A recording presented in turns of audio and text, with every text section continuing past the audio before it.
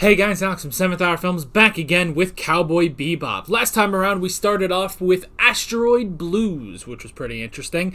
So basically we were introduced to our main character Spike Spiegel and his partner Jet Black as they were pretty much just going around the cosmos, taking some odd jobs, trying to get some money, trying to get some, beef in their beef, spaghetti, what was it? I don't remember what they were eating. Whatever it was, it claimed to be beef, but did not have beef, because they did not have the money. So, they went out, Spike went out looking for some money. He was trying to find this guy who had this drug called Red Eye and or Bloody Eye, depending on who you ask. And he and his girlfriend were trying to escape to Mars, but he was going off the deep end. He fought Spike, and then, eventually, he was really losing it, so the girlfriend killed him, and then died in a hail of police gunfire. Yeah. And then Spike went back to the ship and moved on, pretty much, so yeah. But it was very interesting. A very, very interesting world, interesting story, interesting characters, and I'm excited to see where we are going this time. So, like always, the reaction is down in the description and in the pinned comment for your viewing pleasure. So let's just go ahead and jump right into this episode of Cowboy Bebop. Here we go.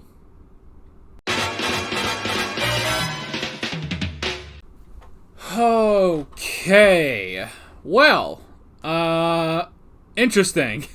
Another mission, I guess, that didn't really yield too much money, which is interesting. So yeah, very, very interesting. Bringing along a stray dog, basically. All right.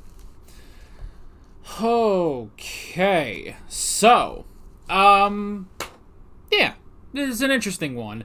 Definitely, I mean, very much in the same vein as last episode of just, there's a guy, go get that guy.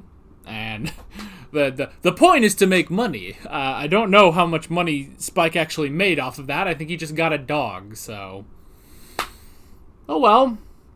Instead, he just got a creature that will actually eat money rather than gain you money. Oh well. Anywho, I'm not saying that as like an anti-pet thing. You guys probably know I have a dog. He's sleeping in the other room, so... So yeah, it's just an interesting, I guess, development. So yeah. So, this one is all about Abdul Hakim, which is interesting. This guy trying to sell this data dog corgi, which is interesting. But hey, we went to Mars, which is pretty cool. I don't know if we're gonna be sticking around here too long, but that's really cool, honestly, that, because they set it up in the last episode of how, well, they set up how nice Mars is, and then we go here, and it's like, this looks exactly the same as, the asteroid we were on, or in, or whatever, it's, I don't know, I'm not quite sure that Mars actually looked that much better, but I don't know, maybe we were down in the slums, it's like going, maybe it's like, you going around a small town, you're like, oh man, you got to get to New York City, and then you go to New York City, and it's like, well, yeah, some downtown stuff is pretty, but overall, it's a city. There's nothing wrong with that, But you go to any big city, and that happens. So I guess that could just be it. Is that we didn't go to downtown Mars, down planet Mars, Anyway, either way, we went to Mars, and that was interesting, and I like that. And yeah, just the visuals in this show, man, are so friggin' cool. And just that image of, that image towards the beginning of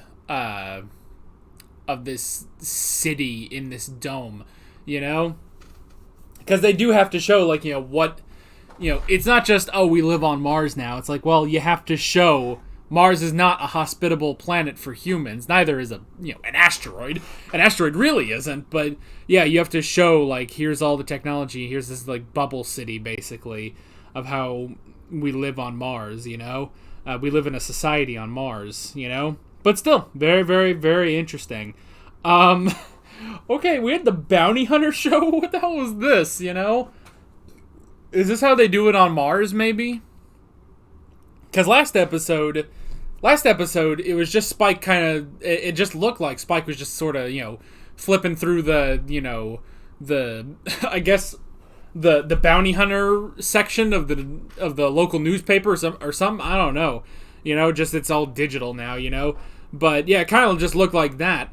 Or just scrolling through some wanted posters. This time there's an actual bounty hunter show featuring a woman who doesn't wear a shirt but wears a jacket. And a guy who I'm not sure what he's supposed to be, because his accent sounds stereotypically Hispanic,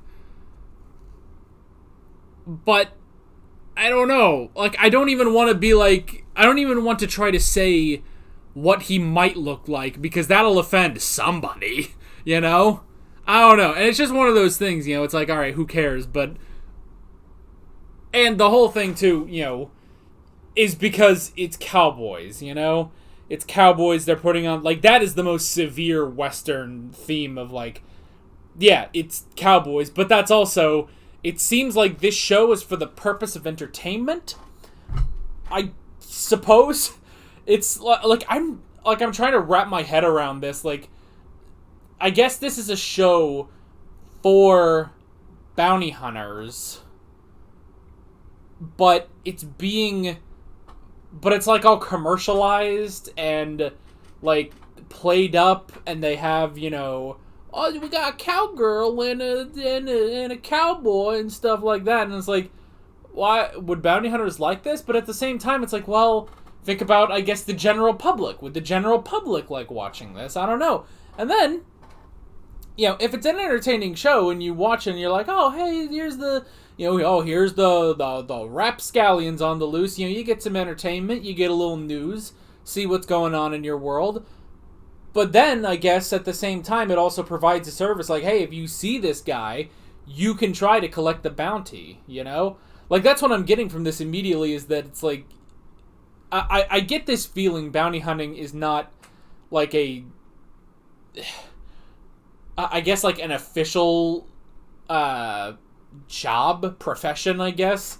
Like, it sounds like you just can be a bounty hunter, because it sounds like anyone could have turned in the corgi, could have turned in the dog, but they didn't get to it, and eventually Spike got to it, So, I don't know. Maybe I'm inferring way too much about this.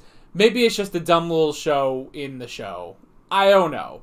But, yeah. It was interesting. It was funny. I don't know if we're going to keep more of that. Like, is that just, maybe that's, like, just public access, television, That's just, like, what the local station puts on in this city on Mars, Like, that happens. You see stuff about lawyers all the time. Lawyers or stuff like that, like local commercials, So maybe that's just it. That's just a local commercial instead of a, there are some people, they do their advertisements for their law practices or their, car lots or anything like that. You get car salesmen doing that stuff. Or these guys are, they're putting on a show about bounty hunting. Like, all right. So, and I've probably spent way too long talking about that bounty hunter show. It just, I don't know, it's just kind of strange. And especially just because it wasn't in last episode. So, yeah. Anyway. But yeah, so interesting stuff with this animal, this corgi that he was trying to, I guess he was trying to sell, basically. And it's a data dog specifically. What I can only assume that means is that the only thing I could guess as to what that might mean is maybe like within the dog, like within the bloodstream or something like that, there's a lot of like information or something. Like, what else can data dog mean? I mean, unless they said it, but I don't think so. I don't think they like said it at the end, but I'll check. That information is classified, but we do know it is a very canny canine. Collectors will pay a fortune for it. Wow, fancy that! A genius hound dog. I'd like to own a dog like that. I'm afraid this one disappeared without... Oh, maybe it's like super smart? Is that it?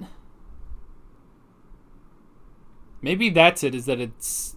A data dog means it's like really smart, which I mean would make sense because it would have, you know...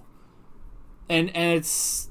They said that collectors would really like it. So maybe that's it. Instead of, you know, a data dog, you know, basically being a dog that's, you know, also a USB drive or something. Maybe it's more of just, it's a highly intellectual dog. Which we saw a bit of that, you know? I guess we saw a bit of that, you know, with how he was running away, how he, you know, got away by jumping onto Spike. And then the main thing was when he was in the car and he was pushing the buttons on the steering wheel to open the doors and jump out. So, yeah, I would say I guess it's probably that. He's just a really smart dog. So, maybe I'm overthinking that. Who knows? But yeah, very interesting stuff. And then, you know, our sort of villain, basically, our fugitive we have to capture, Abdul Hakim. Very interesting. Now, it was interesting when Spike went after the other guy instead. And it's like, oh, your plastic surgery lets you change your face and stuff like that. I was like, well, no, he would have only changed his face once. And you saw what his face didn't you? Didn't this doctor guy, like, send you the picture of what he looked like after the surgery, you know?